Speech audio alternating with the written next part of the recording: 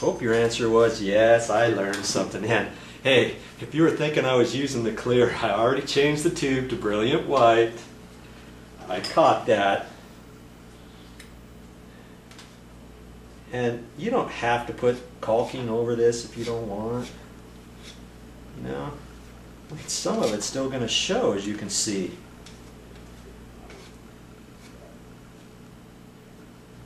As I said, I'm not really too concerned about it because that's on the back side.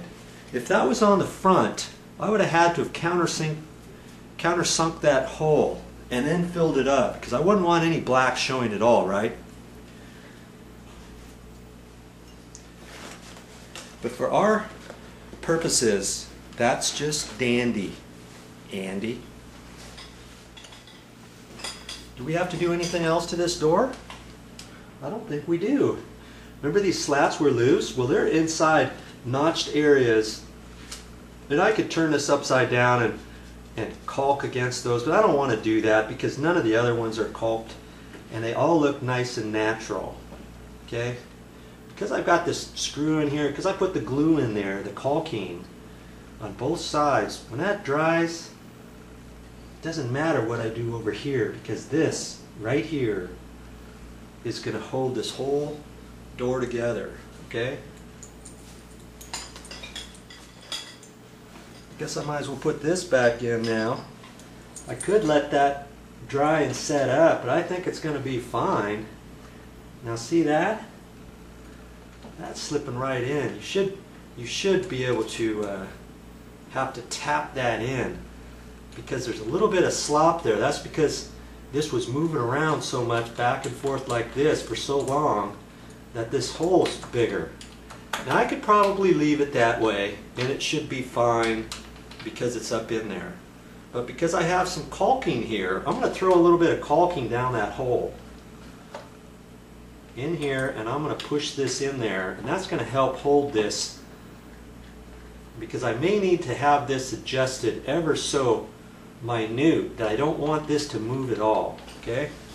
And do I care if I can't pull this out later? Absolutely not. Do I care? Because I don't ever have to get this back out. This is just like this, so when you first install it, it comes pre-drilled like that. This comes in a plastic bag. You put it in there, tap it in there with a hammer, and you're good to go. So at this point, I can just glue that sucker in. Now because I have my clear tub and tile, I'm going to use that instead of my white, my brilliant white, because I use the brilliant white for all kinds of things, way more than I use this tub and tile clear. I don't use tub and tile clear for hardly anything. Like I said, it was a mistake. When I went to the store, I thought I was getting white. I got the clear. Okay, so I'm going to use that. I'm just going to put a little bit in here. Ooh!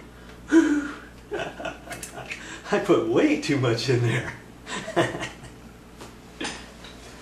Oh, it's all right.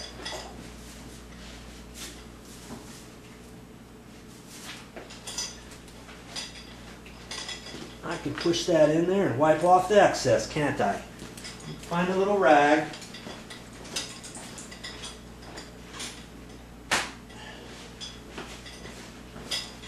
Expect the unexpected, let me tell you. That's how it is. Okay. Ooh. Push that in. It's spooched out everywhere. It's all right. That's fine. Not going to hurt anything. And see that's going to dry clear. Now if it was white, it'd dry white. So either way, you know, it's going to be fine. I'll take my putty knife and maybe clean up that edge just a hair. Nice sharp putty knife works good.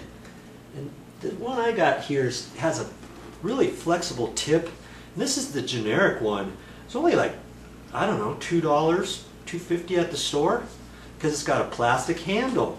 I didn't get the one that cost $6 or $7 with the metal handle because I don't really need that. I like to save my money for other things. And I think you do too.